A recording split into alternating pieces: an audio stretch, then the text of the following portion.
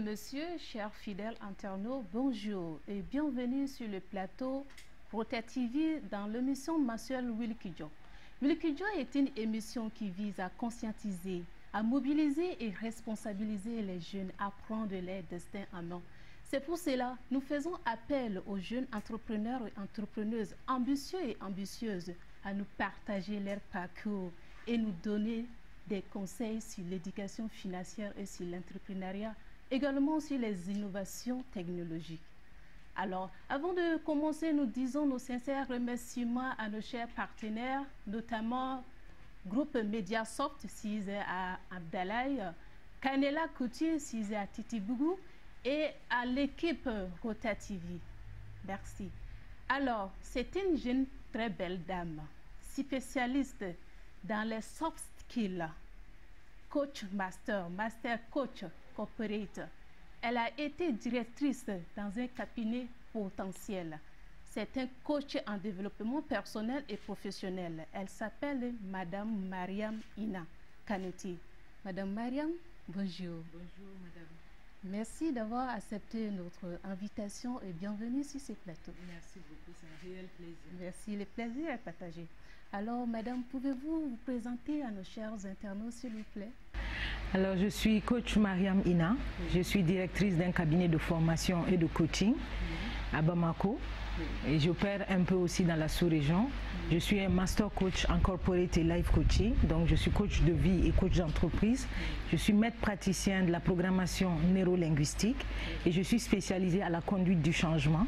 Je suis team builder professionnel et je suis également certifiée DISC intelligence émotionnelle et certifiée élément humain. Merci. Toujours dans le cadre de l'émission Willy Kidjo, alors madame, qu'est-ce que c'est un coach? Quel type de coaching proposez-vous? Alors, un coach, c'est un spécialiste de l'accompagnement des humains à travers quelques techniques qui nous permettent d'amener la personne d'un point A, qui est la situation présente de la personne, à un point B, qui est la situation désirée de la personne, à travers des techniques de la psychologie, de la psycholinguistique. Et nous accompagnons également les entreprises à travers les humains des entreprises, parce que quand on parle d'entreprise, on parle des personnes qui composent une entreprise.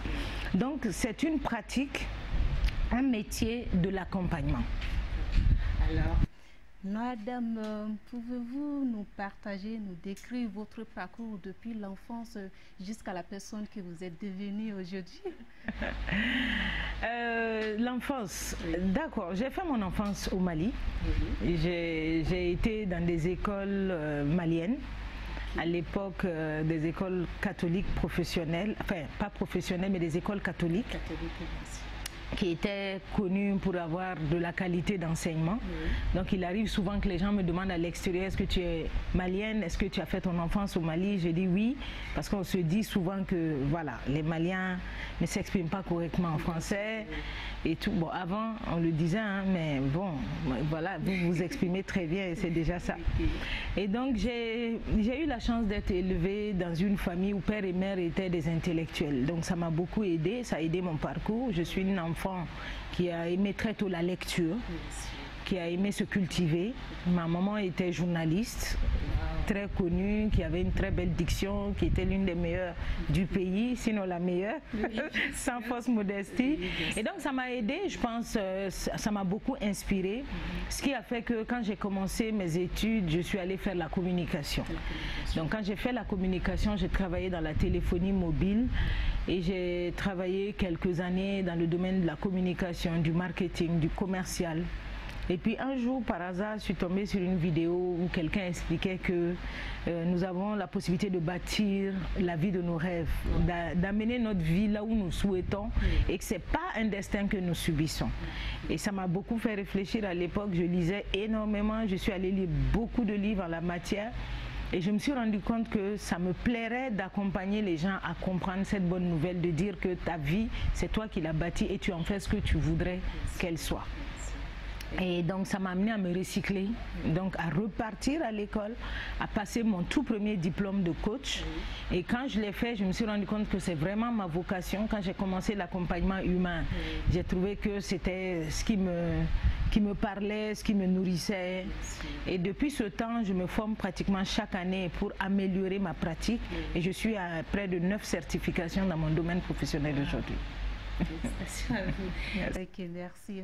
De nos jours, il y a beaucoup de confusion qui se pose entre un coach et un mentor. Donc, quelle est la différence entre un coach et un mentor? Puisque ce sont des mots anglais qu'on a. Des mots que les gens utilisent sans savoir. D'ailleurs, certains se font appeler coach, eux-mêmes qui ne savent pas qu'ils ne sont pas coach. Un coach, il ne faut pas chercher midi à 14h. C'est quelqu'un qui a fait une école de coaching, donc qui a été formé comme coach et donc qui a les techniques et les pratiques du coaching. Il n'y a pas de débat là-dessus. On ne peut pas être coach autrement. On ne peut pas être médecin si on n'a pas fait l'école de médecine. On ne peut pas être coach si on n'a pas fait du coaching. Alors, si on est professionnel d'un métier et qu'on a envie d'accompagner, par exemple, une journaliste ancienne veut vous accompagner à être journaliste, c'est du mentorat. Elle n'est pas en train de vous coacher, elle est en train de vous mentorer. Donc ceux qui sont très bons dans leur domaine et qui accompagnent des plus jeunes pour apprendre ce domaine, ce sont des techniques de mentorat. Le coaching n'a absolument rien à voir à apprendre son métier à quelqu'un. C'est d'autres techniques, c'est des techniques qui s'adressent au cerveau, aux émotions, c'est des techniques psychologiques que nous utilisons qui n'ont absolument rien à voir avec le fait d'apprendre une technique à une personne. Le coaching, c'est pas de la formation. Ça n'a absolument rien à voir avec la formation. Donc un coach, c'est un diplômé d'une école de coaching et quelqu'un qui a appris les pratiques du coaching. Tout simplement. D'accord. Merci. En tant que coach, quel est le sens le plus aiguisé que vous aviez? Le sens, j'ai 2 sens aiguisés en tant que coach. C'est d'abord l'écoute, parce que contrairement à ce que les gens pensent, un coach c'est pas quelqu'un qui parle beaucoup, c'est quelqu'un qui écoute beaucoup. Donc ça c'est le premier sens qu'on m'a appris à aiguiser. Et comme j'étais dans la communication, j'ai dû apprendre à me taire et à écouter. Bien sûr. Le deuxième sens, c'est l'observation. Donc, ce qui fait que j'ai même une déformation professionnelle quand je suis dans la foule, quand je regarde les Facebook des gens, pendant que les autres regardent le visage, moi je regarde dans les yeux. Et dans les yeux, je sais tout de suite si quelqu'un est en bon état psychologique ou si quelqu'un est dans la détresse et que la personne a besoin d'aide. Donc, on regarde beaucoup, on observe beaucoup. Et c'est quelque chose que j'ai cultivé en devenant coach. Avant, je parlais beaucoup. Ok. Alors, en tant que coach, quel est le facteur différenciant qui va amener quelqu'un à vous choisir plutôt d'être votre concurrente? Pourquoi on me choisirait et pas quelqu'un de ma concurrence? Déjà, j'ai l'une des plus anciennes expériences, en tout cas au Mali et un peu partout dans la sous-région. Je fais partie des plus expérimentés parce que je suis coach depuis 2011 et le métier était déjà nouveau, un peu dans notre zone. Et donc nous ne sommes pas nombreux, nous sommes quelques-uns à avoir cette expérience, nous ne sommes pas nombreux, donc c'est un plus. L'autre plus, c'est que j'ai beaucoup été formée, donc j'ai eu la chance de me former ou la volonté de pouvoir maîtriser mon métier. Donc comme je vous l'ai dit, j'ai 9 certifications, ce qui fait de moi un coach qui peut s'intéresser non seulement au coaching des entreprises, des managers, des équipes. Je suis spécialisée coach d'équipe, mais sur le plan personnel également, même si j'en fais moins, je peux accompagner quelqu'un. Et donc, je suis l'une des plus expérimentées. Donc, voilà une raison pour me choisir. Merci. Alors, quels sont les problèmes récurrents que vous observez chez les personnes que vous coachez professionnellement et personnellement? Alors, l'un des défis que les personnes que j'accompagne ont et qui est très répandu, c'est que la majorité des gens ne savent pas qui ils sont. Et donc, si vous, par exemple, je vous demande tout de suite qui êtes-vous, vous ne saurez pas beaucoup me répondre. Et donc les gens répondent en disant je m'appelle tant, mon nom de famille, en oubliant que même en justice, en une année, on change son nom et son prénom. Donc on n'est pas identifié à son nom, on n'est pas identifié à son prénom. Il y a énormément d'autres indications que les gens donnent qui peuvent changer. Mais il y a des choses profondes en nous qui ne changent pas. Et ces choses-là, très peu de gens les connaissent elles-mêmes. Et ces personnes, parfois sont des adultes de 40, de 50 ans qui se connaissent très peu. Et quand une personne ne se connaît pas, elle a tendance à suivre ce que les autres lui dictent. Donc la société, les amis, les personnes. Donc la personne devient comme laissée à elle-même et elle va au gré des vents des autres. Et donc souvent ces gens sont perdus, ils se disent j'ai fait des mauvais choix, ils regrettent leur choix parce qu'ils n'ont pas choisi les choses profondément en rapport avec leur personne, leur personnalité, leurs valeurs. Et donc l'une des choses, c'est d'apprendre aux gens à savoir qui ils sont réellement et à faire leur choix en fonction de leurs convictions personnelles. Okay, merci. Ensuite, au niveau des entreprises, il y a énormément d'autres défis que nous rencontrons. Par exemple, l'accompagnement n'est pas encore très bien connu au niveau des organisations. Donc souvent, les managers se débattent dans des problèmes d'équipe. Ils ne font pas appel à des spécialistes comme nous pour les aider à améliorer la cohésion d'équipe, à améliorer également le mindset de leurs équipes. Donc, et parfois, c'est le manager lui-même qui doit être accompagné, qui t'appelle pour accompagner son équipe, mais lui-même, il a besoin qu'on l'accompagne, qu'on lui apprenne un peu plus de leadership, un peu plus d'écoute, un peu plus de cohésion. Donc voilà, c'est notre travail d'accompagner tous ces défis-là. Okay. Alors, nous sommes toujours dans le cadre de l'émission Wilkidjo. Madame Kanouté, comment reconnaître un vrai coach d'un imposteur?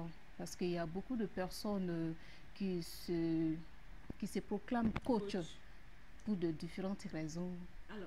Bon, moi quand j'écoute un imposteur, il y en a beaucoup sur les réseaux sociaux, en une minute je reconnais. Mais quand c'est une organisation qui engage quelqu'un, ce que je peux leur conseiller, demandez à la personne de vous amener sa certification et vérifier l'institut qui a formé cette personne, si c'est un institut sérieux. Pour moi, ça va être la méthode la plus facile. La méthode la plus facile, d'accord. Alors, de nos jours, il y a beaucoup de personnes qui ont des talents, mais ils ne savent pas comment le reconnaître. Donc, comment découvrir son talent en soi? Alors, les gens ont énormément de talents et souvent les gens négligent leur talent. Ils ne savent pas. Alors, l'une des questions que je pose aux gens pour découvrir leur talent, c'est qu'est-ce que tu as toujours su faire très facilement depuis tout petit et que tu fais tellement facilement que tu as même l'impression que c'est pareil pour tout le monde. Donc ça commence à donner une piste de ton talent. Et souvent, quand on a su faire quelque chose facilement, très vite, on ne lui donne pas d'importance. Par exemple, une personne qui a toujours su faire la cuisine et va se dire, bon, c'est facile, tout le monde sait le faire. Et parfois, c'est là où il y a le talent. Ensuite, il faut faire attention, il y en a qui ont des talents manuels, mais ce n'est pas que dans les talents manuels ou les talents artistiques qu'il y a des talents. Il y a des talents intellectuels, il y a des personnes qui savent structurer les choses, qui savent organiser, ce sont aussi des talents. Donc je rencontre des gens qui n'ont pas de talent artistique et qui se disent j'ai pas de talent. Je dis non, le talent c'est pas juste chanter, danser ou faire du dessin. Le talent ça peut s'exprimer de différentes manières. Ensuite il faut faire attention parce que parfois on a un talent qui s'exprime et les gens nous briment. Par exemple un enfant qui peut avoir le talent de communication, très jeune à la maison on peut lui dire tais-toi tu parles trop et petit à petit il prend ce talent pour un défaut et donc il arrête de le développer. Donc on a toutes des techniques pour amener une personne à découvrir son talent, à mettre ce talent en valeur et à en faire aussi un levier de croissance. Ok. Quelle est la distinction entre un talent et une compétence? Parce que souvent il y a aussi une confusion qui se pose au niveau de ça. C'est vrai, le talent c'est ce qui est inné.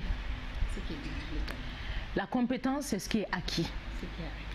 Alors, un talent peut devenir une compétence parce qu'au moment où c'est un talent, ça peut être brut, ce n'est pas travaillé. Et donc on peut travailler à améliorer son talent et en faire une compétence. Je donne un exemple, il y a des chanteurs nés, donc depuis tout petit ils ont une belle voix, tout le monde se rend compte qu'il a un talent de chanteur. Mais ça ne l'empêche pas d'aller à l'école de chant et d'apprendre des techniques plus poussées pour être un vrai chanteur professionnel et savoir maîtriser ces techniques. À ce moment c'est une compétence et au départ c'est un talent. Donc on peut avoir les talents de quelque chose et ne pas en faire une compétence. Comme on peut décider de travailler une compétence sans en avoir le talent. Donc moi je peux décider d'aller apprendre à chanter. À un moment j'ai les techniques, mais on reconnaîtra que je n'ai pas le talent de Salif Keita. Donc souvent dans le ballon, ceux qui aiment beaucoup le ballon aiment dire celui-là il a un talent naturel, l'autre il a la technique, il a beaucoup travaillé. Donc ça fait une différence comme Messi et Ronaldo. Voilà. Ok. Madame Ina, comment identifier ses compétences afin d'attirer des opportunités et contribuer à la société? Alors, il y a des questions qu'il faut se poser. Comme j'aime dire, nous les coachs, de toute façon, on est les spécialistes de poser des questions. Donc les gens disent, il faut nous conseiller. Nous, on ne conseille pas, on pose la question. Qu'est-ce que tu sais très bien faire? Qu'est-ce que tu peux faire et te rendre utile? Qu'est-ce que tu penses que tu peux apporter aux autres? Et donc, on essaie de lister les choses que cette personne sait faire. Donc, quels sont tes savoir-faire? Ensuite, on peut demander à l'entourage des personnes qui ont travaillé avec nous, qu'est-ce que tu apprécies en moi? Donc, quand on a travaillé ensemble, quels sont les savoir-faire que tu as découverts en moi et que tu as appréciés? Donc, j'essaie de prendre note et de demander aux gens autour de moi. Donc, ça peut être une personne qui a travaillé avec moi, ça peut être une personne qui est dans ma maison, qui me connaît un peu, un frère, une soeur, ça peut être un ami. Et je leur demande aussi, qu'est-ce que tu apprécies en moi? Quels sont mes savoir-faire que tu as reconnus? Quelles sont les qualités que tu vois en moi? Et j'essaie de noter et je regarde concrètement dans ces qualités-là, dans ces compétences que j'ai notées, ces talents, qu'est-ce qui peut être utile pour une entreprise? Qu'est-ce qui peut être utile si je dois aller travailler chez quelqu'un? Qu'est-ce qui peut amener une personne, qu'est-ce qui peut amener de la valeur dans une entreprise ou chez une personne? Donc à partir de là, je vois un peu qu'est-ce que j'ai comme compétence. Mais n'oublions pas toujours qu'en découvrant nos compétences, on doit découvrir aussi qu'est-ce qui nous manque. Parce que c'est ce qui manque souvent aux jeunes. Donc moi j'en rencontre beaucoup qui me disent oui, les entreprises ne nous prennent pas, prenez-nous, il faut nous engager. Je dis mais si je t'engage tout de suite, qu'est-ce que tu peux m'apporter? Et souvent ils hésitent à répondre à cette question. Ça veut dire qu'il n'y a pas de réponse, il y a des compétences à travailler, il faut se battre pour acquérir toujours plus de compétences. Nous sommes dans un monde aujourd'hui où les compétences évoluent très vite. Donc, il faut être dans l'état d'esprit de se former constamment. Nous, on est déjà avec des années d'expérience, mais on se forme chaque année. Imaginez un jeune qui n'a même pas commencé à travailler, il faut qu'il continue à se former, qu'il fasse de la lecture. Et quand ils sont sur TikTok, qu'ils regardent des formations, qu'ils ne passent pas le temps à regarder les buzz. Bien sûr. Voilà, donc une compétence, on ne l'a pas pour toujours. On commence et on travaille toujours à améliorer sa compétence. Pensez-vous que l'excellence puisse être atteinte, que ce soit sur le plan professionnel et personnel? Si oui, comment, sinon pourquoi? Oui, l'excellence peut être atteinte. Maintenant, ça dépend de ce qu'on appelle l'excellence. Hein. Pour moi, on travaille à être excellent. On travaille constamment à l'être. Il n'y aura jamais un moment où quelqu'un va se dire « je suis excellent ». En tout cas, voilà. On a toujours cette tendance à vouloir aller plus loin, donc on travaille pour le faire.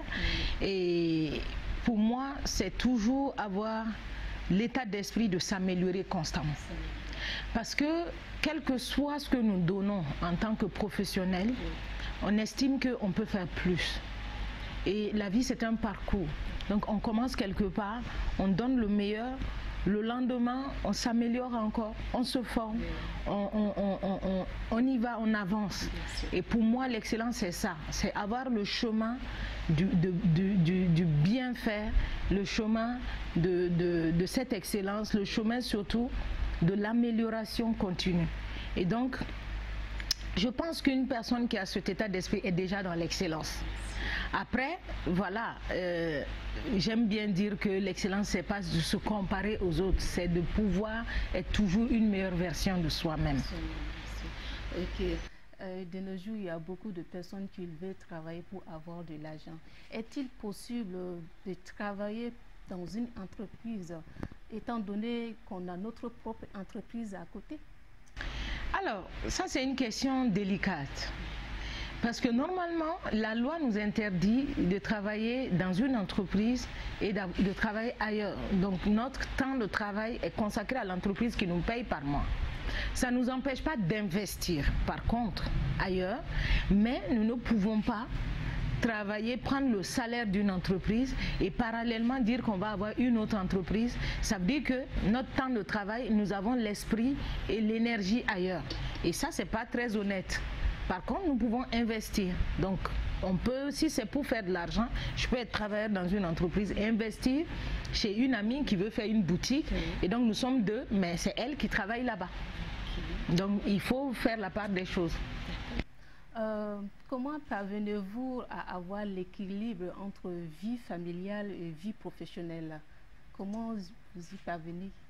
Alors, l'équilibre vie professionnelle et vie personnelle, c'est un des défis que les femmes rencontrent constamment.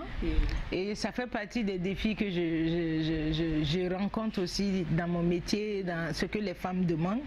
Pour moi, aujourd'hui, il est très difficile de demander à une femme de ne pas travailler déjà. Donc nous allons devoir travailler et souvent nous sommes passionnés de notre travail comme moi par exemple et donc nous donnons beaucoup là-bas. Et sur le plan familial, il y a des besoins, il y a du temps à donner, il y a des choses à régler, nous avons plus de responsabilités familiales que les hommes. Donc pour moi, une des clés, c'est de transformer en temps de qualité ce que je ne peux pas transformer en temps de quantité.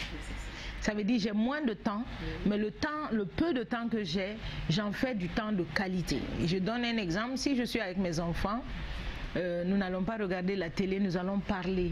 Nous allons échanger, nous allons apprendre à nous connaître, nous allons faire des choses ensemble qui nous met dans un état de fusion et d'échange très profond. Donc moi ça a été ma technique, c'est-à-dire que les temps que je passe avec les enfants, je les rends intenses. Et donc les temps où je ne suis pas là, ça compte moins.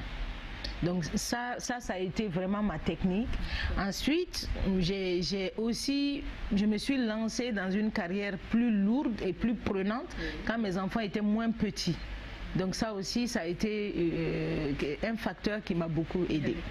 Toujours dans le cadre de l'émission Willy Kidjo, Madame Ina, comment réussir sur le plan professionnel?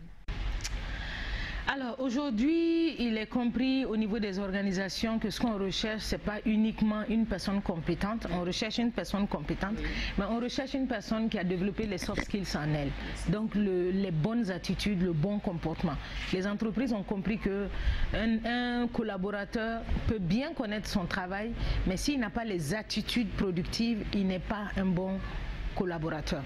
Avoir l'esprit d'équipe, être assidu à son travail, être passionné parce qu'on lui confie, savoir être à l'écoute des autres, apprendre, savoir apprendre, prendre positivement les remarques, ainsi de suite. Et donc, aujourd'hui, un jeune qui veut réussir, pour moi, il cultive les bonnes attitudes. Et s'il cultive les bonnes attitudes, il devient un collaborateur productif en plus des compétences qu'il a. Vous avez utilisé le mot soft skill parce que souvent les gens n'arrivent pas à comprendre ce que signifie soft skill. Si vous pouvez nous expliquer un tout petit peu. Les soft skills, c'est ce qu'on appelle les compétences douces. Contrairement aux compétences hard, les hard skills qui sont les compétences techniques. Donc quand on travaille, si je suis informaticien, je sais faire l'informatique, ça c'est hard. Maintenant, je me comporte correctement avec mes collègues. J'ai l'esprit d'équipe. Je sais parler aux autres. Je sais, voilà. Donc, c'est tout ce qui est lié au comportement qu'on va appeler les soft skills. Et on a remarqué que quelqu'un qui a un bon comportement peut être très productif par rapport à quelqu'un qui peut être bon techniquement, mais qui se comporte très mal en équipe. Ok, comment envisagez-vous le coaching au Mali dans 5 ans, voire même 10 ans? Dans 5 ans, 10 ans, j'espère que nous aurons beaucoup de coachs parce que j'aime bien le dire, l'Afrique a besoin d'une armée de coachs pour accompagner notre jeunesse. Donc nous avons déjà quelques jeunes qui s'intéressent à ce domaine. Certains sont allés se former, j'en connais 1, 2, 3. J'en connais pas énormément, mais je vois qu'il y a beaucoup de coachs partout. Mais ceux qui se sont vraiment formés, moi je les encourage, je collabore avec certains d'entre eux. Et je pense que dans les années à venir, ils vont encore plus s'épanouir, plus se former, être plus compétent sur le marché et aider beaucoup plus de jeunes à savoir trouver les petits plus qui feront la différence sur le marché. Parce que dans les années à venir, notre marché sera extrêmement concurrentiel. Nous devons faire face à la concurrence, nous devons nous montrer beaucoup plus vifs, beaucoup plus productifs. De nos jours, vous inspirez de nombreuses personnes. Quelles sont les références et les modèles qui vous ont également inspiré? Bon, moi, j'avoue que mon premier modèle, ma première référence, c'est ma mère. C'est une femme qui m'a élevée avec mes frères et sœurs seuls, qui s'est battue, qui m'a montré qu'une femme peut y arriver sans forcément quelqu'un, parce qu'elle avait divorcé tôt. Elle construisait ses maisons et payait ses voitures. Elle m'a beaucoup inspirée. Ensuite, il y a d'autres personnes, j'ai d'autres modèles. J'ai des modèles de leadership qui m'ont inspiré, Sankara, Nelson Mandela. J'ai d'autres modèles de femmes. J'aime bien Oprah, qui est une femme des médias, parce que voilà, c'est une femme de communication que j'apprécie. Et au Mali, il y a Aminata Dramane Traoré, qui est une femme dont j'apprécie les idées et qui a donné cette phrase à laquelle j'accorde énormément d'importance. Elle dit que chaque acte d'achat est un acte politique. Et moi, j'achète les choses de mon pays ou des pays africains parce que pour moi, je mets l'argent là où je voudrais voir la richesse. Et donc, il y a énormément de personnes qui m'ont aussi inspirée. Alors, quel conseil donnerez-vous aux gens qui ont le don de la parole ou qui pensent pouvoir être coach dans les jours? Alors, déjà, moi, j'aimerais rectifier quelque chose. Le don de la parole n'a rien à voir avec le coaching. Donc, il y a beaucoup de gens qui viennent me dire, oui, je sais parler en public, on dit que je dois être coach. Ça n'a rien à voir. Un coach ne parle pas. En séance de coaching, un coach se tait, il écoute.